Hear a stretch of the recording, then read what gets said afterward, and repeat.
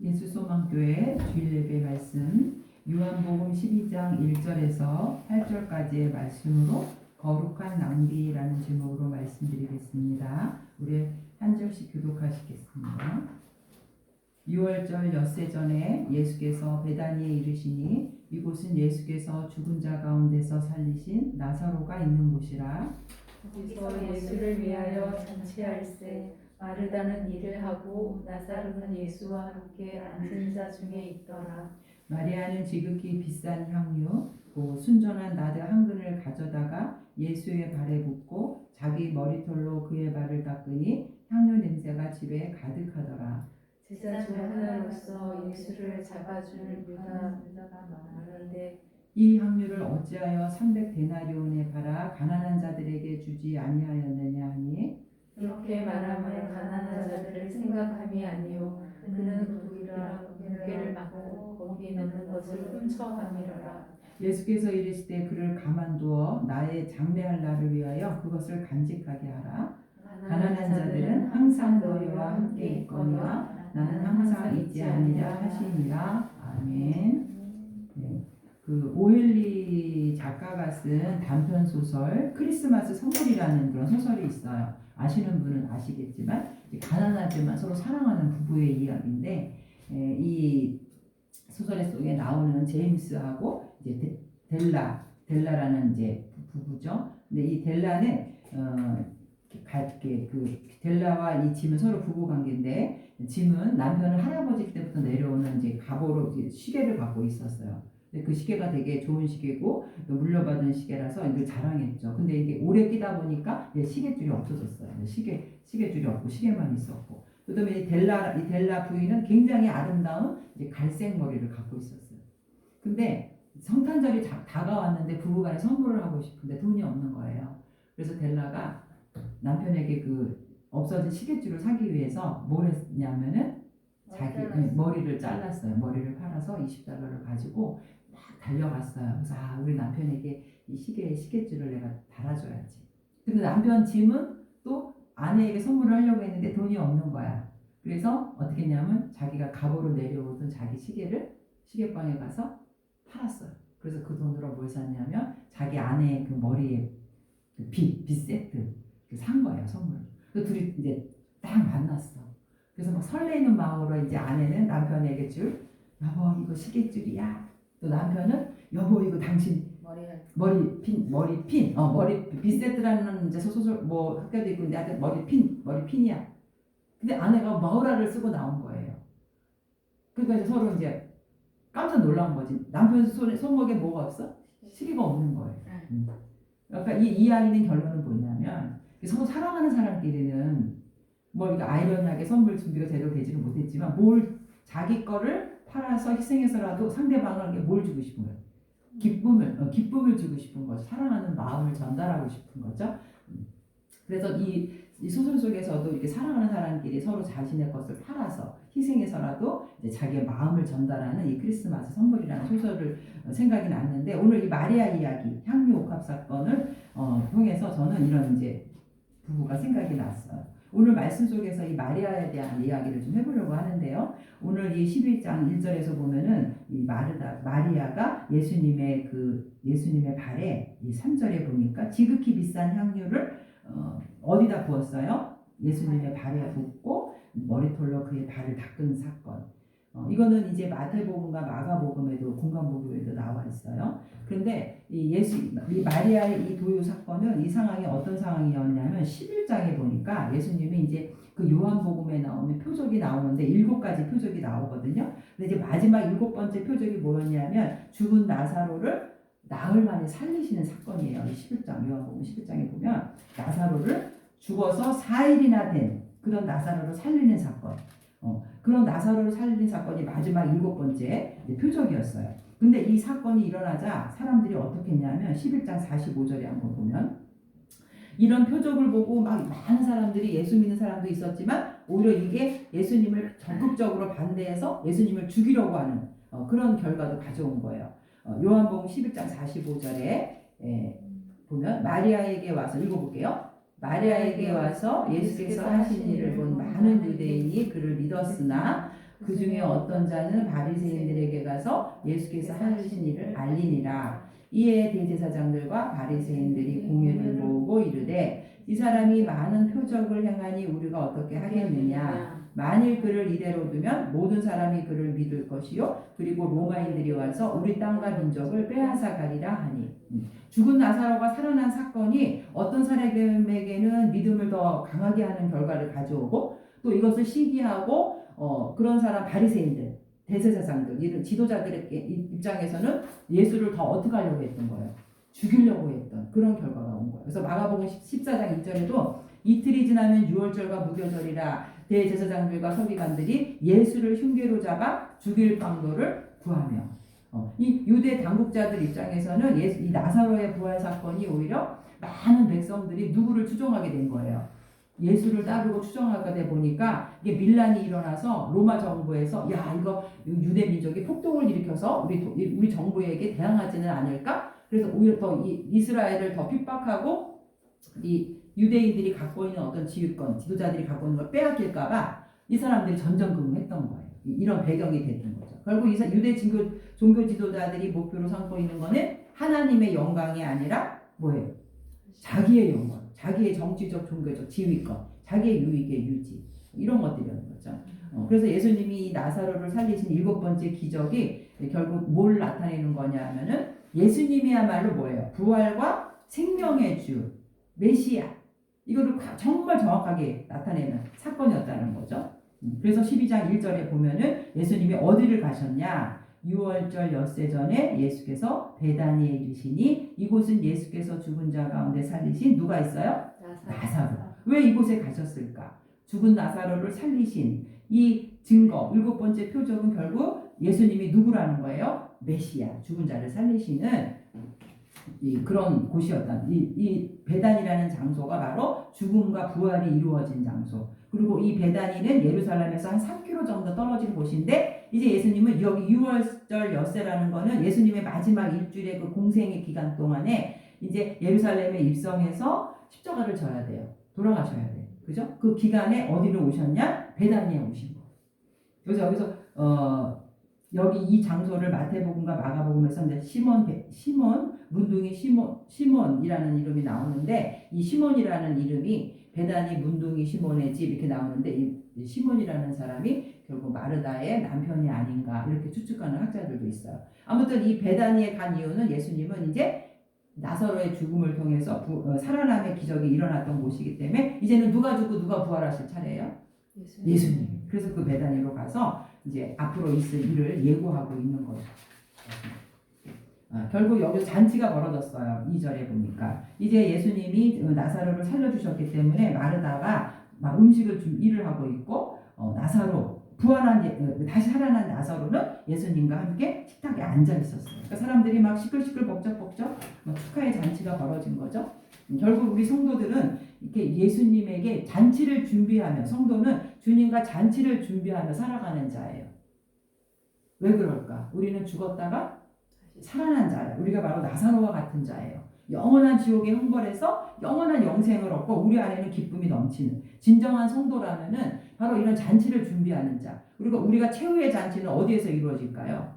천국에서. 요한계시록의 19장 제가 7절부터 읽어보니까 우리가 즐거워하고 크게 기뻐하며 그의 영광을 돌리세 어린 양의 혼인 기약이 이르렀고 그의 아내가 자신을 준비하였으므로 그에게 빛나고 깨끗한 세마포 옷을 입도록 허락하셨으니 이 세마포 옷은 성도들의 옳은 행실이라 하더라. 천사가 내게 말하기를 기록하라. 어린 양의 혼인잔치에 청함을 받은 자들은 복이 있도다. 자, 어린 양의 혼인잔치에 청함을 받은 자가 누구예요? 우리죠. 성도들이죠. 죽어서 이 육체는 뭐 60년 70년 살다 썩어지면 우리의 영혼이 주님과 함께 신랑 되신 예수님과 천국에서 뭐를 해요?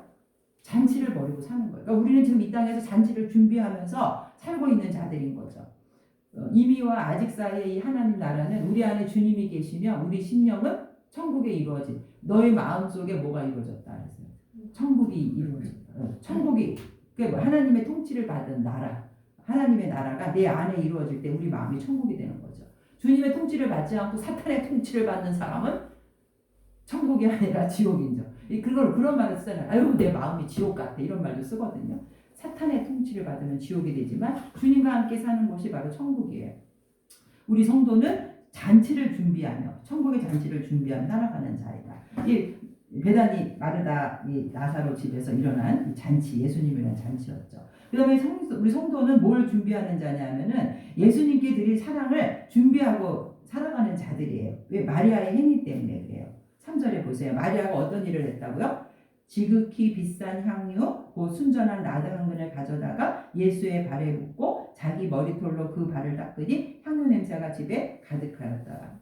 여기서 이 나드라는 것은 굉장히 비싼 향유인데 이게 300데나리온이라고 이제 여기서 그 5절에 보니까 이 가룟 유다가 엄청 계산에 빨라요. 이 가룟 유다는 뭐든지 보면은 이 사람 머릿속에는 저거 얼마짜리 이런 생각을 하는 사람. 자, 이 향유를 보고 300데나리온이라고 했어요. 그럼 이 300데나리온이 오늘날 어떤 가치냐? 1년 노동자의 품삯이래요. 그러면 뭐 5천만 원, 3천만 원 하겠죠. 근데 이거를 이 마리아가 누구의 발에다 보냐면 예수님의 발에다 확 버버린 거예요. 왜 그랬을까? 자, 이 마리아의 오빠가 누구예요? 나사로예요. 근데 나사로 오빠가 죽었다가 붕대를 칭칭 감고 그것도 4일이나 되고 막 냄새가 나는데 누가 살렸어요? 예수님. 나사로야 일어나. 그러니까 마리아의 입장에서 와, 죽으면서 생명으로 자기 오빠를 살린 그분, 그 예수 그리스도 뭘 못 주겠어요. 그죠? 누군가가 물에 빠졌는데 그 사람을 생명에서 건져줬어요. 그래도 그 사람 마음이 어떻겠어요? 뭐 다 해주고 싶죠? 왜? 생명을 살렸다는 건 엄청난 거잖아요. 돈으로 환산할 수 없는. 그러니까 마리아의 입장에서는 오빠를 살리고 이 메시아라는 걸 알았다는 거예요. 그래서 이 마리아는 이 나드 향유를 그냥 부어버린 거예요. 예수님 발에다가 막 축하잔치가 벌어지고 있는데 이제 마리아는 늘 어떤 그 입장이었냐면 예수님이 오시면 어디에서 예수님의 발 근처에서 뭘 했어요? 늘 말씀을 듣고 예수님이 내가 이제 언젠가는 뭐 며칠 있으면 나는 십자가에서 예루살렘에서 죽을 것이다. 너희들의 생명을 구원하기 위해서 이 말을 계속 하셨는데 뭐 제자들은 귀뚱을 안 들었어요. 제자들은 그런 거 잘 몰랐어. 근데 누구만? 마리아는 계속 그 말을 듣고 그러다가 이제 이 잔칫날 이게 사건이 터진 거예요. 예수님의 발에다가 분 거죠. 그러니까 이 마리아의 입장에서는 이 향유의 가치, 뭐 돈, 용도 이게 중요하지 않아. 누가 중요해? 예수님이 중요해. 예수님 좀 있으면 죽는다고 했는데 예수님의 볼 날이 얼마 안 남았어. 사람들은 막 왁자지껄 뭐 얘기하고 뭐 나사로가 살아났네. 지금 근데 예수님의 마음이 어떨까? 예수님도 막 즐거울까요? 예수님의 마음은 어떨까? 이제 6일 있다가 이제 6일 동안만 이제 계시지만 그 이후에는 이제 예루살렘에 입성해서 끌려가서 고난받고 죽어야 돼. 근데 예수님도 지금 무엇의 몸을 인간의 몸을 입고 왔죠.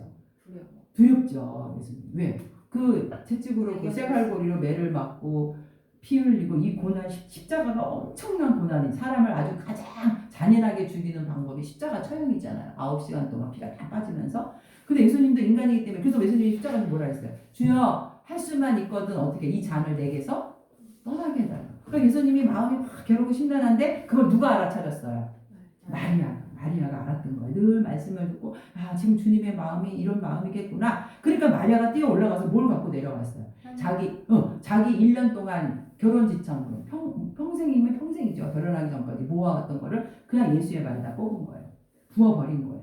결국 이거는 마리아의 입장에서는 예수가 바로 메시아고 이제 예루살렘에서 돌아가실 분이고 왜? 자기 오빠의 생명을 살리신 분이니까 그 구약에서 예언한 메시아다. 이 신앙을 고백을 갖게 되었다는 거죠. 더 이상 이 물질이 중요한 게 아니었어.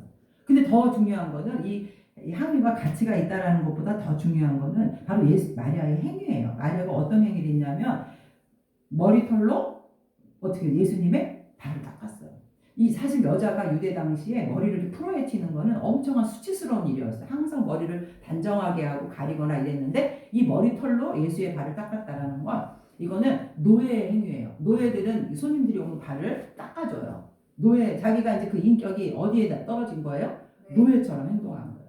그래서 정말 그 자기 평생 모은 향유, 간직해왔던 거를 예수님의 향유에 발에다 붓고 자기의 머리털로 닦고 오직 예수님만 자기 눈에 보인 거예요. 사람들은 뭐 잔치하고 뭐 이래도 오직 마리아의 입장에서는 너무 마음이 슬펐어. 어떻게 하면 저 예수님의 마음을 위로할 수 있을까? 그래, 내가 갖고 있는 게 향유다. 그리고 내가 이제 예수님 앞에 그렇게 몸으로 사랑을 고백하고 하는 것도 이제 얼마 남지 않았다. 이걸 알았던 거죠. 이게 바로 마리아의 신앙 고백이고 우리 성도의 입장에서는 이렇게 지극히 우리 안에도 이런 사랑을 준비해 와야 되는 거. 근데 예수님께서는 이제 마리아에게 7절에 보니까 그를 가만두어 나의 장래할 날을 위하여 그것을 간직하게 하라. 간직하게 하라는 게 이미 다 쏟아 부은 향유를 남은 게 없는데 간직하게 하라. 이게 무슨 뜻일까? 학자들은 이거를 기억하게 하라. 또 어떤 학자는 준비되어 왔다. 이렇게 해석을 해요. 그러니까 마리아가 평생 뭘 준비했어요? 향유 옥합을 준비했어. 그게 언제 쓰일지는 몰랐지만 이렇게 정말 주님의 장례를 위해서 이게 쓰게 된 거예요. 그리고 마태복음과 마가복음에서는 예수님의 머리에 부었다. 근데 마리아 여기에서는 어디에 부었다 했어요? 발에 부었다. 그러니까 이거를 학자들마다 해석이 있는데 물론 머리에다 부으면 이게 어떻게 돼요? 다 내려가서 이제 발까지 흘러서 아마 강조 부분이 달랐을 것이다. 그게 보통 머리에 기름을 부으는 거는 이제 왕이나 제사장이나 이렇게 임관식 할 때 머리에 뭘 부어요? 기름을 붓잖아요. 예수님 메시아잖아요. 그래서 그 상황도 있을 것이고 이제 그게 시신에다 시체를 그 향유를 불 때는 머리서부터 발끝까지 다 부어요. 그래서 바로 이 마리아가 장래에 예수님을 준비한 것이다. 학자들이 그렇게 말을 하고 있어요. 그래서 마리아는 정말 그 사랑을 정확한 때에 예수님이 마음이 그렇게 심란하고 힘들 때 정확하게 그 예수의 마음을 위로하고 자기의 모든 것을 바쳐서 사랑을 나타냈던 신앙을 고백했던 여인이어서 예수님께서는 7절에 그를 나의 장래를 위해서 그가 준비했다. 왜냐하면 예수님은 깨뜨려 보시는 영적인 눈이 있잖아요. 마리아의 그 행위가 어떤 거였다는 것을 이렇게 해석해주고 계시는 거예요.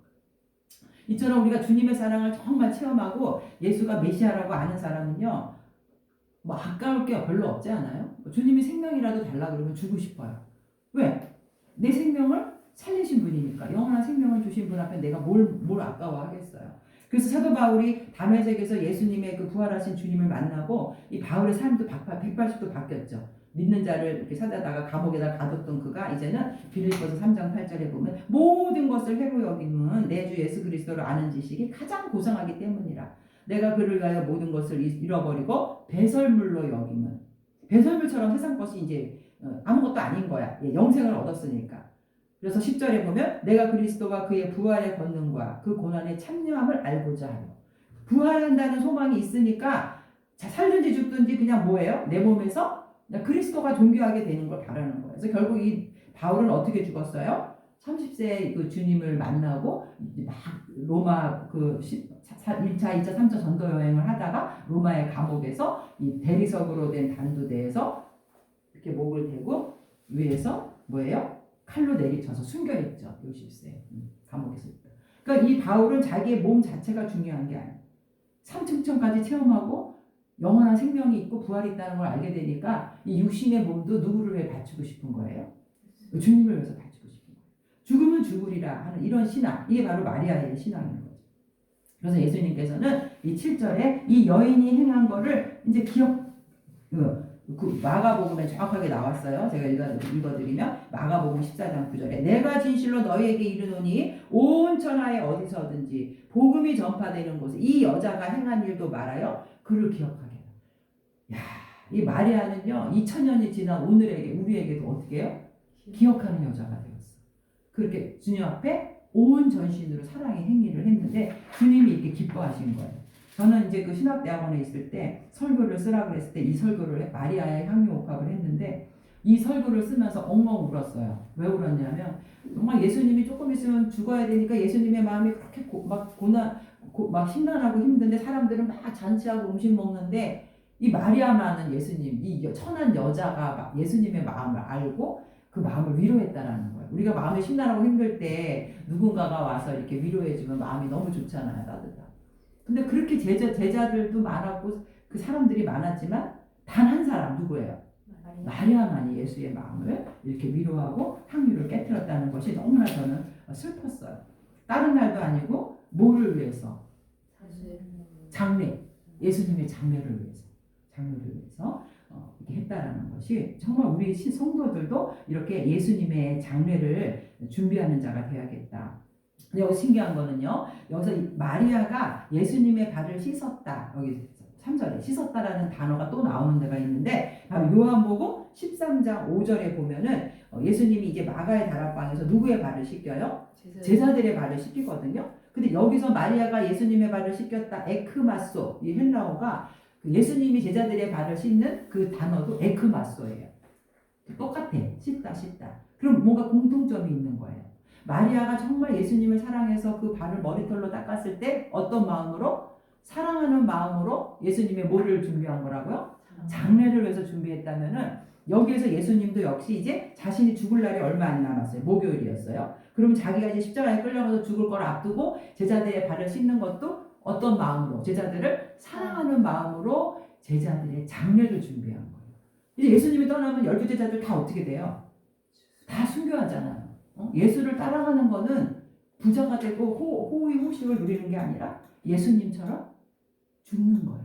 십자가에서 다 죽는 거예요. 왜? 옛 자아가 다 죽는 거예요. 새로운 사람으로 거듭나는 거예요. 그래서 마리아가 예수의 발을 씻겨준 이 사랑과 장래의 이 마음은 예수님께서 이제 마가의 다락방에서 제자들의 발을 씻으면서 내가 너를 사랑한다. 끝까지 사랑한다. 이렇게 하면서 발을 씻은 것은 말씀은 안 하셨지만 속으로 너희들도 나처럼 어떻게 죽어야 한다. 예수를 믿는다는 거는 내 자신을 죽이는 거예요. 근데 죽음은 어떻게 돼요? 살아요. 죽음은 살아. 에스더가 죽으면 죽으리라. 그리고 자신의 생명을 내놓고 유대 민족을 위해서 했는데 결국 어떻게 해요? 유대 민족이 다 살아났어요. 우리가 주님 앞에 헌신하고 뭘 바치고 신앙생활하면 이렇게 힘든 게 많아. 왜 이렇게 손해보는 게 많아. 근데 나중에 알고 보면 손해본 게 아니더라고요. 주님이 다 그걸 계산하고 계셨더라고요. 그죠? 부모가 자식을 바라봤을 때 자식이 엄마를 위해서 막 이렇게 헌신하고 희생하면 엄마 마음이 어때요? 자식이 500원을 주면 부모는 뭘 주고 싶어? 1000원을 주고 싶어. 더 주고 싶어. 예. 그냥 그 행동이 귀여운 거죠. 행동이, 사랑이 좋은 거예요. 이 예수님이 이렇게 마리아가 예수님의 장례를 준비해서 했던 이 행한 이 옥합 사건은 결국은 주님의 마음을 굉장히 위로한 것이고 장례를 준비하는 그래서 칭찬받는 이 마리아가 되었다는 것이죠. 그래서 이 마리아는 정말 주님을 사랑하는 마음으로 향유를 붓고 머리털로 발을 씻는 오빠 나사로를 살려준 거에 너무 감사해서 이 신앙 고백이 구속사적으로 볼 때는 바로 예수님이 뭐다? 죽은 자를 살리시는 메시아다. 메시아다.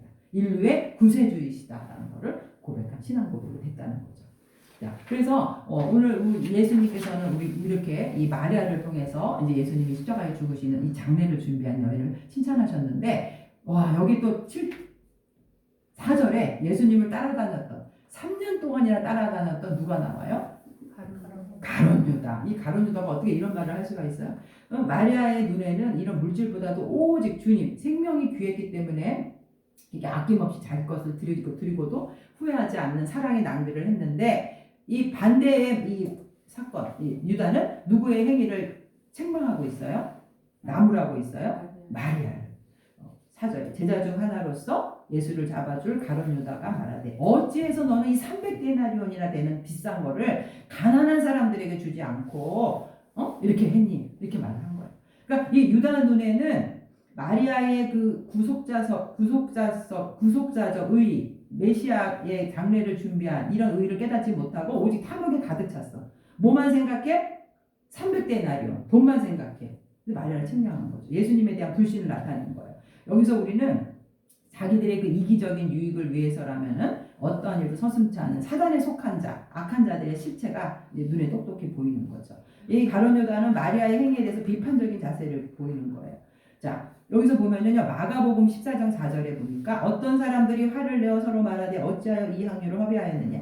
마태복음 26장 8절 제자들이 보고 분개하여 이르되 무슨 의도로 이것을 허비하였느냐. 그러니까 이 마리아의 행위에 대해서 가룟 유다만 화를 낸 게 아니라 그냥 주변 사람 다 화를 냈어요. 어떤 사람들, 또 제자들.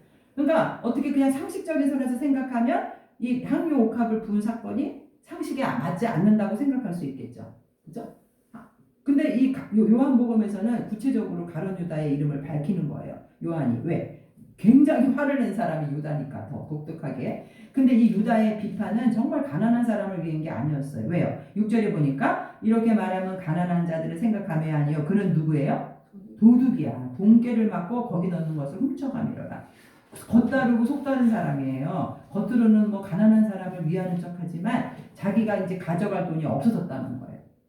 예수님의 제자였지만 이 유다는 이렇게 악한 자였다는 것. 돈의 노예가 된 거예요. 그래서 이 유다는 이 향유의 가치에 대해서는 얼마짜리다라고 판단할 수 있었지만 마리아가 왜 향유를 부었는지 그 동기, 주님 안에 주님을 사랑한 이 사랑을 알지 못한 자였다는 거죠.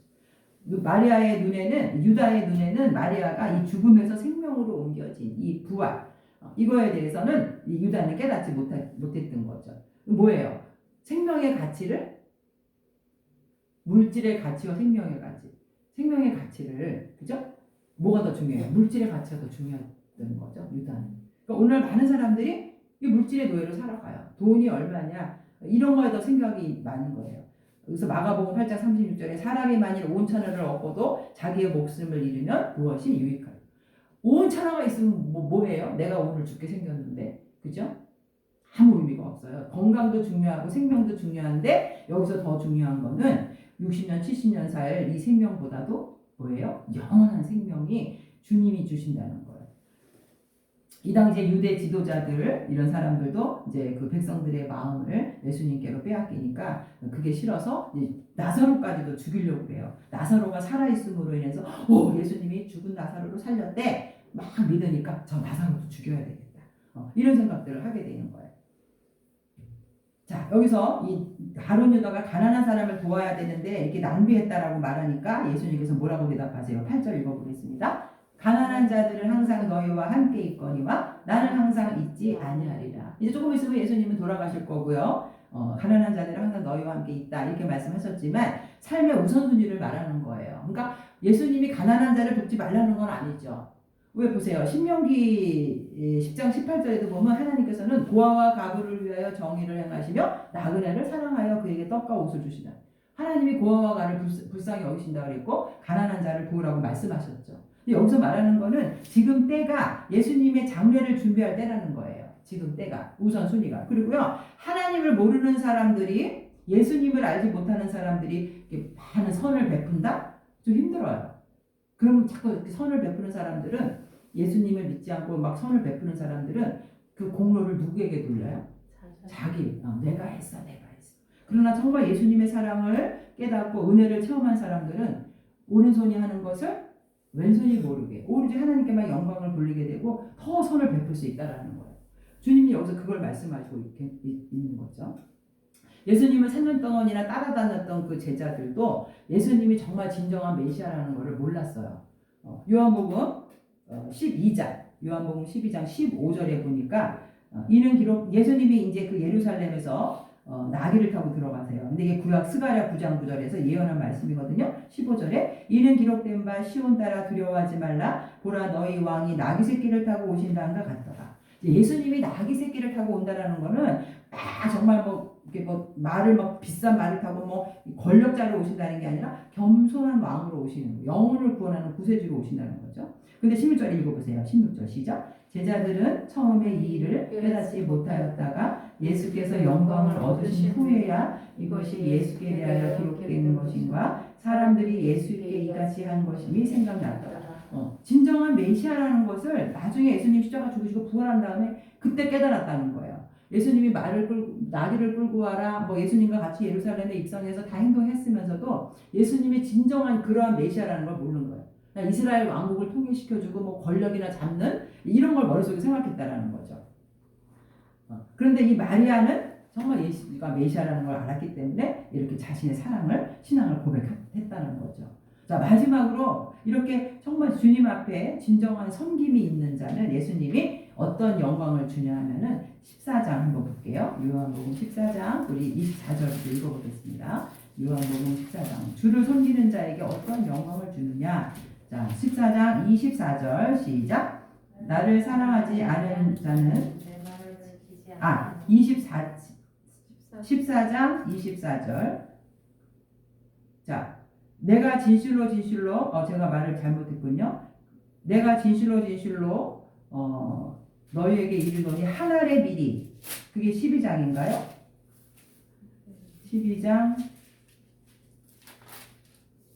죄송해요. 요한복음 12장 24절 시작. 내가 진실로 너희에게 이르노니 한 알의 밀이 땅에 떨어져 죽지 아니하면 하나 그대로 있고 죽으면 많은 열매를 맺느니라. 그리고 우리가 26절 읽어볼게요. 사람이 나를 섬기려면 나를 따르라. 나 있는 곳에 나를 섬기는 자도 거기 있으리니 사람이 나를 섬기면 내 아버지께서 그를 귀히 여기시리라. 하나님을 섬기는 자, 성도들에게 두 가지 영광이 있어요. 자, 첫 번째는 예수를 섬기는 자는 예수께서 계신 곳에 있게 된다는 거죠. 나를 섬기는 자도 거기 있다라는 거. 어디예요, 거기가? 천국이죠. 공간적인 영광. 나를 섬기는 자는 나와 함께 있다. 예수님과 함께 있다. 그 영광을 주신다는 거예요. 그리고 두 번째는 아버지께서 그를 귀하게 여기시라. 이거 인격적인 영광이에요. 하나님께서는 주를 잘 섬기는 자를 인격적으로 귀중한 자로 만들어 주신다는 거죠. 그래서 고린도후서 6장 9절에도 무명한 자 같으나 유명한 자여 죽은 자 같으나 보라 우리가 살아있고 징계를 받는 자 같으나 죽임을 당하지 아니하고 근심하는 자 같으나 항상 기뻐하고 가난한 자 같으나 많은 것을 부유하게 하고 아무것도 없는 자 같으나 모든 것을 가진 자. 세상에 알 수 없는 귀한 자가 바로 그리스도인이라는 거죠. 이 마리아의 이 낭비가 헛된 낭비가 아니라는 거예요. 자, 우리 짐 엘리엇 선교사 이야기가 있어요. 이 짐 엘리엇 선교사는 28세에 아마존 정글에서 순교한 사람인데 시카고 명문대학을 나오고 수석으로 졸업한 사람이에요. 근데 이제 그 아우카 부족이 사는 아주 사람 식인종, 악명 높은 이런 부족이 사는 곳에 가서 전도하러 들어갔는데 결국 친구들하고 같이 갔는데 창에 찔러서 죽고 말아요. 그리고 순교해서 강가에 버려진 채 발견이 됐죠. 그랬더니 시카고의 신문사들은 난리가 났어요. 촉망받는 인자가 이렇게 쓸데없는 불필요한 낭비를 해서 되는가? 막 이 선교를 비판하는 기사를 쓴 거죠. 그랬더니 그 아내가 이렇게 말을 했어요. 엘리자베스가 말씀을 삼가십시오. 낭비라니요. 내 남편의 죽음은 낭비가 아니었습니다. 그는 전 생애를 이것을 위해서 준비했던 사람입니다. 바로 이 시간을 위해 살아왔던 사람입니다. 그는 하나님께서 주신 자신의 책임을 수행하고 생애 목표를 달성하고 죽은 행복한 사람입니다. 이렇게 고백을 한 거예요. 근데 남편이 죽고 나서 이 엘리자베스도 1년 동안 간호 훈련을 받아요. 그래서 훈련을 받고 1년 후에 그 아우카 부족에게 다시 들어가. 그래서 거기서 5년 동안 그 부족들을 전도하고 치료해주고 5년이 끝나고 이제 돌아가려고 하는데 그 아우카 부족이 물은 거예요, 주전. 아니 도대체 당신들은 누군데 이렇게 우리를 위해서 헌신하고 있습니까? 이 아우카 부족이 남자만 죽이지 여자는 안 죽여요. 그러니까 5년 동안 봉사를 할 수 있었죠. 그러니까 이 엘리자베스가 이렇게 말하는 거예요. 나는 당신들이 5년 전에 죽인 짐 엘리엇 부인입니다. 그러니까 이 주장이 너무 놀라운 거예요. 충격을 받은 거죠. 자, 어떤 일이 벌어졌을까요? 수십 년이 지난 후에 그 마을에는 수백 개의 교회가 생겼고 그 짐 엘리엇을 죽인 그 추장은 뭐가 됐냐면 목사가 됐어요. 목사. 정말 이 짐 엘리엇과 그 친구들의 죽음이 불필요한 낭비였던가? 뭐예요? 오늘 제목처럼 거룩한 낭비였다. 이 짐 엘리엇이 학교 다닐 때 노트에 이렇게 써 있었대요. 영원한 것을 얻기 위해서 영원하지 않는 것을 버리는 일은 결코 어리석은 선택이 아니다. 맞아요. 우리 선택을 해야 돼. 이 땅에 60년, 70년 살다가 꽥 하고 가는데 이 세상의 부귀영화에 매여서 영원한 생명을 알지 못하면 바로 이렇게 어리석은 자가 되는 거죠. 우리 한번 따라서 합시다. 영원한 것을 얻기 위해 영원하지 않은 것을 버리는 일은 결코 어리석은 선택이 아니다.